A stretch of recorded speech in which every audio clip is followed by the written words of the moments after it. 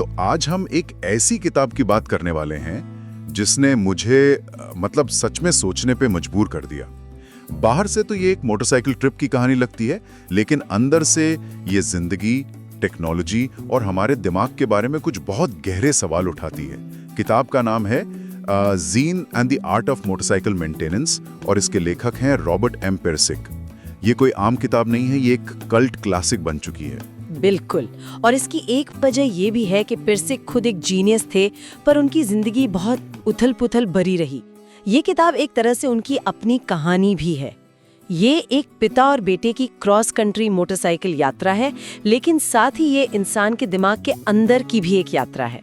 हाँ, और आज हम इसी यात्रा के जरिए ये समझने की कोशिश करेंगे कि हम अपनी इस मॉडर्न टेक्नोलॉजी से भरी जिंदगी में क्वालिटी या गुणवत्ता कैसे ढूंढ सकते हैं। सही कहा। और ये क्वालिटी सिर्फ बड़ी बड़ी बातों में नहीं, बल्कि अब जैसे आपने कहा मोटरसाइकिल ठीक करने जैसी रोजमर्रा की चीजों में भी छिपी हुई है। तो चलिए शुरू करते हैं। सबसे पहले ये किताब है किसके लिए, मतलब किसे पढ़नी चाहिए? मेरे ख्याल से ये उन लोगों के लिए है जो कभी कभी अपनी जिंदगी में एक तरह का खालीपन महसूस करते हैं, जो टेक्नोलॉजी से घिरे तो हैं पर उससे जुड़ाव महसूस नहीं कर पाते। हाँ, या फिर वो लोग जो अपने काम, अपनी जिंदगी और दुनिया के साथ अपने रिश्ते पर सवाल उठा रहे हैं। बिल्कुल। ये किताब आपको कोई सीधा जवाब नहीं देती, लेकिन ये सोचने का एक नया नजरिया जरूर देती है। ठीक है, तो कहानी की शुरुआत होती है एक मोटरसाइकिल यात्रा से। नरेटर है और उसका बेटा क्रिस और उनके दोस्त जॉन और सिल्विया। हाँ, वो साथ में सफर पर निकले हैं और उनका सफर करने का तरीका भी बड़ा दिलचस्प है। वो हाईवे से बचते हैं। हाँ, वो कहते हैं कि हाईवे पर आप सिर्फ तेजी से एक जगह से दूसरी जगह पहुंचते हैं, लेकिन आप कुछ देखते नहीं हैं। वो जानबूझकर पुरानी घुमावदार सड़कों से जाते हैं। उनका मकसद तेज समय बिताना नहीं, बल्कि अच्छा समय बिताना है। सही। ये सिर्फ एक छोटी सी बात लगती है, लेकिन यहीं से किताब का पूरा फलसफा, पूरी फिलॉसफी शुरू होती है। और ये फलसफा तब और गहरा हो जाता है जब बात मोटरसाइकिल मेंटेनेंस पर आती है। नरेटर के लिए अपनी बाइक को ठीक करना, उसकी देखभाल करना एक तरह की मेडिटेशन है, एक दिमागी कसरत है। लेकिन उसके दोस्त जॉन और सिल्विया के लिए, उनके लिए ये कचरा है। वो इससे नफरत करते हैं। जॉन की बाइक जब खराब होती है तो वो उसे समझता नहीं, बस उस पर गुस्सा करता है, उसे एक लेमन पीस कहता है और वो चाहता है कि कोई और उसे ठीक कर दे। हाँ, और नरेटर को एहसास होता है कि ये सिर्फ आलस नहीं है, ये टेक्नोलॉजी के प्रति एक बहुत गहरी, एक तरह की नफरत है। मतलब ये सिर्फ बाइक ठीक करने की बात नहीं है। नरेटर एक और उदाहरण देता है, सिल्विया और टपकते नल का। हाँ, जब वो देखता है कि सिल्विया अपने घर के टपकते नल से कितनी परेशान है, लेकिन वो उसे ठीक करने की कोशिश भी नहीं करना चाहती। वो उस नल पर गुस्सा भी नहीं हो रही, बल्कि उस गुस्से को अंदर ही अंदर दबा रही है। और यही नरेटर को एक बड़ा आइडिया आता है। वो समझ जाता है कि उसके दोस्त असल में टेक्नोलॉजी से भाग रहे हैं। वो इसे एक अमानवीय, बेजान, अंधा राक्षस या डेथ फोर्स की तरह दिखते हैं। डेथ फोर्स, मौत की ताकत। हाँ, एक ऐसी ताकत जो उनकी जिंदगी से कला और खूबसूरती को छीन रही है। ये तो बहुत भारी शब्द हैं। टेक्नोलॉजी से इतनी नफरत, आखिर ये आती कहां से है? क्या ये सिर्फ मशीनों का डर है या इसके पीछे कुछ और भी गहरा है? बिल्कुल। और नैरेटर भी यही सवाल पूछता है। इस डेथ फोर्स को समझने के लिए वो अपने अतीत में झांकता है और एक आइडिया सामने रखता है जो इस पूरी किताब की नींव है। वो कहता है कि दुनिया को देखने के दो बिल्कुल अलग नजरिए हैं। ओके, कौन से दो नजरिए? पहला है क्लासिकल नजरिया। इसे आप एक इंजीनियर का नजरिया समझ सकते हैं। मतलब जो किसी भी चीज को उसके पुर्जों में तोड़कर देखता है। एग्जैक्टली। इंजन कैसे काम करता है, उसके अंदर क्या क्या है, कौन सा पार्ट क्या करता है, ये सब जानना।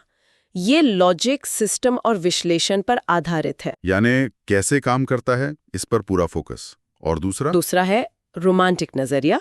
ये लोग चीज की फील पर ध्यान देते हैं। मोटरसाइकिल पर हवा कैसी लग रही है, इंजन की आवाज कैसी है, दिखने में कैसी है। उन्हें इस बात से कोई मतलब नहीं कि पिस्टन कैसे काम कर रहा है। बिल्कुल। वो बस उस पल को, उस अनुभव को महसूस करना चाहते हैं। ये तो समझ आता है, लेकिन क्या ये दो खांचे कुछ ज्यादा ही सरल नहीं है? मतलब असल जिंदगी में लोग इन दोनों का मिश्रण नहीं होते? बेहतरीन सवाल। और यही पिर्सिंग का अगला पॉइंट है। वो कहता है कि हम सब में दोनों हैं, लेकिन हमारा समाज हमें एक को दूसरे पर चुनने के लिए मजबूर करता है। अच्छा, जैसे इंजीनियर को आर्टिस्ट से बेहतर या आर्टिस्ट को इंजीनियर से ज्यादा कूल समझा जाता है। हाँ, और यहीं से ये बटा हुआ घर बनना शुरू होता है, जहां दोनों एक दूसरे को समझ ही नहीं पाते। क्लासिकल वाले रोमांटिक वालों को बेवकूफ और इमोशनल समझते हैं और रोमांटिक वाले क्लासिकल वालों को बोरिंग और बेजान। और जॉन और सिल्विया पूरी तरह से रोमांटिक खांचे में हैं। इसीलिए वो इंजन के अंदर झांकना भी नहीं चाहते, वो उसे बदसूरत मानते हैं। और यहीं से कहानी में एक बहुत ही रहस्यमयी किरदार की एंट्री होती है, जिसे नरेटर फेड्रस कहता है।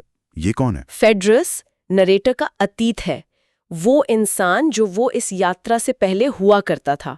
एक बहुत ही प्रतिभाशाली लेकिन परेशान फिलोसोफर जो तर्क और हेत मतलब रीजन की हदों को खंगाल रहा था। ओके। फेड्रस को लगने लगा था कि सिर्फ तर्क के सहारे जिंदगी का कोई मतलब नहीं ढूंढा जा सकता। आप बीमारियों का इलाज ढूंढ सकते हैं ताकि लोग लंबा जिएं, लेकिन कोई ये नहीं पूछता कि लंबा जीना क्यों है। सही कहा, ये तो बहुत गहरा सवाल है। तो फेड्रस को तर्क से क्या परेशानी थी? उसे लगा कि तर्क का सिस्टम अपने आप में एक जाल है। वो डेविड ह्यूम और इमानुएल कांट जैसे दार्शनिकों के विचारों में डूब गया। ह्यूम ने कहा था कि हम जिसे कारण और प्रभाव या कॉज एंड इफेक्ट कहते हैं, वो असल में सिर्फ हमारी आदत है। आदत? कैसे? जैसे हम सूरज को रोज उगता देखते हैं तो मान लेते हैं कि पृथ्वी का घूमना उसका कारण है, जबकि हमने कारण को कभी देखा नहीं। बस दो घटनाओं को एक साथ होते देखा है। अरे वाह, ये तो दिमाग घुमा देने वाली बात है। इसका मतलब तो साइंस के सारे नियम ही हिल जाएंगे। बिल्कुल, और इस आइडिया ने फेड्रस को हिलाकर रख दिया। फिर कांट ने कहा कि हमारा दिमाग खाली स्लेट नहीं है, उसमें पहले से ही कुछ एप्स या फिल्टर्स इंस्टॉल हैं, जैसे समय, जगह और कारण, जो बाहर की दुनिया को हमारे लिए समझने लायक बनाते हैं। हाँ, लेकिन फेड्रस के लिए ये भी एक तरह की जेल थी। उसे लगा कि तर्क खुद ही बदसूरत है और वो उससे भाग नहीं सकता, और सच की ये लगातार खोज उसे पागलपन की हद तक ले गई। लेकिन इसी पागलपन के बीच उसे कुछ मिला भी है ना, क्वालिटी का आइडिया। हाँ, यही वो मोड़ है जहाँ सब कुछ बदल जाता है। अपने मानसिक टूटन से पहले फेड्रस एक यूनिवर्सिटी में पढ़ाता था और उसने अपनी क्लास में एक अजीब सा एक्सपेरिमेंट किया। क्या किया उसने? उसने अपने छात्रों से पूछा, क्वालिटी क्या है? और जाहिर है कोई इसका जवाब नहीं दे पाया होगा। कोई नहीं, सबने अलग अलग परिभाषाएं दी, लेकिन कोई एकमत नहीं हो पाया।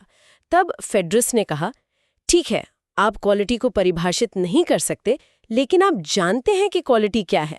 अच्छा। फिर उसने छात्रों को 2 निबंध दिए और पूछा कि किसमें ज्यादा क्वालिटी है। लगभग सभी ने एक ही निबंध को चुना, बिना किसी नियम या परिभाषा के। मतलब हम क्वालिटी को पहचानते हैं, भले ही हम उसे शब्दों में बयां न कर पाएं। एग्जैक्टली। और ये बात यूनिवर्सिटी के लिए किसी धमाके से कम नहीं थी।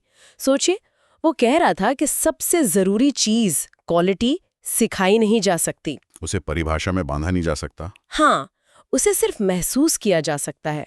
उसने ग्रेडिंग सिस्टम को भी चुनौती दी, क्योंकि ग्रेड बाहरी इनाम है, वो सीखने की अंदरूनी इच्छा को मार देते हैं। ये तो शिक्षा के पूरे सिस्टम पर ही सवाल खड़ा कर रहा है। मतलब ये कि हम जिसे अच्छा या बुरा कहते हैं, वो किसी नियम कानून का मोहताज नहीं है, वो तो बस है। और फेड्रस के लिए यही क्वालिटी वो गोंद थी जो क्लासिकल और रोमांटिक दुनिया को जोड़ सकती थी। ये वो असलियत थी जो किसी भी विषय और वस्तु के बनने से पहले मौजूद होती है। और उसी आइडिया बाद में चीन के ग्रंथ ताओ ते चिंग में भी मिला। हाँ, लेकिन ये एहसास इतना जबरदस्त था कि उसका दिमाग इसे संभाल नहीं पाया और उसका मानसिक विघटन हो गया। वाह, ये तो बहुत भारी फिलॉसफी है। लेकिन किताब इसे वापस मोटरसाइकिल मेंटेनेंस की प्रैक्टिकल दुनिया में कैसे लाती है? यही तो इस किताब की खूबसूरती है। नरेटर कहता है कि मोटरसाइकिल मेंटेनेंस असल में तर्क की कला का एक प्रैक्टिकल कोर्स है। मतलब असली काम पाना पेचकस चलाने का नहीं है? नहीं, असली काम है ध्यान से सोचने और देखने का। और इस काम को अच्छी तरह करने के लिए एक खास चीज की जरूरत होती है, जिसे वो गम्शन कहता है। गम्शन? ये क्या होता है? ये एक स्कॉटिश शब्द है जिसका मतलब है जोश, उत्साह या काम करने की अंदरूनी आग। जब आप किसी काम में पूरी तरह डूब जाते हैं, जब आप और आपका काम एक हो जाते हैं, तब गम्शन पैदा होता है। अच्छा, वो फ्लो वाली स्टेट जब हर चीज सही लगती है। बिल्कुल, लेकिन ये गम्शन बनाए रखना आसान नहीं होता, और पिर्सिंग इन्हें गम्शन ट्रैप्स यानी गम्शन के जाल कहता है। ओके, तो कौन कौन से जाल हैं? सबसे पहला और सबसे आम है अटक जाना, स्टकनेस। जब आपको लगता है कि बस अब आगे कोई रास्ता नहीं है, प्रॉब्लम सॉल्व ही नहीं हो रही। अरे, ये तो मेरे साथ हर बार होता है जब मैं कोई फ्लैट पैक फर्नीचर जोड़ने की कोशिश करता हूँ, लगता है सब फेंक फाड़ दूं। बिल्कुल वही एहसास। लेकिन पिर्सिंग कहता है कि ये असल में सबसे अच्छी सिचुएशन है। अच्छी? कैसे? क्योंकि जब आप पूरी तरह अटक जाते हैं तभी आपका दिमाग असल में सोचना शुरू करता है। उस वक्त एक छोटा सा पेंच भी पूरी मोटरसाइकिल जितना कीमती हो जाता है, क्योंकि उसके बिना आप आगे नहीं बढ़ सकते। यहीं से असली समझ पैदा होती है। दिलचस्प। और कौन से जाल हैं? एक है वैल्यू रिजिडिटी, यानी पुराने विचारों से चिपके रहना और नए सच को न देख पाना। और अहंकार भी तो एक जाल होगा। हाँ, सबसे बड़ा। आपका अहंकार आपको सच देखने से रोकता है। मशीन को आपके अहंकार से कोई फर्क नहीं पड़ता, वो सिर्फ सच्चाई पर चलती है। सही कहा। इसीलिए अच्छे मैकेनिक अक्सर शांत और विनम्र होते हैं। क्योंकि मशीन उन्हें रोज उनकी गलतियों का आईना दिखाती है। और बोरियत, वो भी तो एक जाल है। बिल्कुल। बोरियत एक सिग्नल है कि आप क्वालिटी के रास्ते से भटक गए हैं। इसका इलाज जबरदस्ती काम करना नहीं, बल्कि रुककर ये सोचना है कि आपका जुड़ाव कहाँ टूटा। तो इन सभी जालों से निकलने का तरीका क्या है? एक ही तरीका है, धीरे चलो, धैर्य रखो, विनम्र बनो और समस्या को देखो। बस देखो, बिना किसी पुराने विचार के। मतलब असली लक्ष्य मन की शांति पाना है। नैरेटर कहता है मन की शांति तकनीकी काम के लिए कोई फालतू की चीज नहीं है, यही सब कुछ है। यही सब कुछ है, क्योंकि मन की शांति ही वो स्थिति है जिसमें आप क्वालिटी को महसूस कर सकते हैं। ये वो शांति है जो क्लासिकल और रोमांटिक दोनों दुनियाओं को एक करती है, और ये बाहर के हालात पर नहीं, आपके अंदर की स्थिति पर निर्भर करती है। तो फेडरस के इन विचारों का समाज और शिक्षा पर क्या असर हुआ? उसने तो यूनिवर्सिटी सिस्टम को ही बदलने की कोशिश की थी। हाँ, उसने ग्रेडिंग सिस्टम को खत्म करने का प्रस्ताव रखा, क्योंकि उसे लगता था कि ये छात्रों में गुलामों वाली मानसिकता पैदा करता है, जहाँ वो सिर्फ नंबरों के लिए पढ़ते हैं, सीखने के लिए नहीं। बिल्कुल। जब उसने अपनी क्लास से ग्रेड का प्रेशर हटा दिया तो छात्रों ने पहली बार सीखने का असली मजा खोजा। वो खुद से ज्यादा मेहनत करने लगे। तो आधुनिक टेक्नोलॉजी की जो बदसूरती है, उसका असली कारण क्या है? क्या वो डिजाइन में है? नैरेटर के अनुसार नहीं। असली बदसूरती उस चीज में नहीं, बल्कि उसे बनाने वाले और इस्तेमाल करने वाले के रिश्ते में है। मतलब जब बनाने वाला अपनी चीज से जुड़ा नहीं होता। पाने के लिए ऊपर से स्टाइल की एक परत चढ़ा दी जाती है।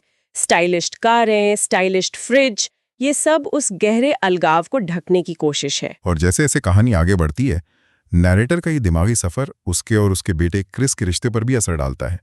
पहाड़ पर एक चढ़ाई के दौरान दोनों के बीच तनाव बहुत बढ़ जाता है। हाँ, वो कहानी का सबसे भावुक और दर्दनाक हिस्सा है। क्रिस बहुत गुस्सा और चिड़चिड़ा हो जाता है और नैरेटर को समझ नहीं आता कि वो क्या करे।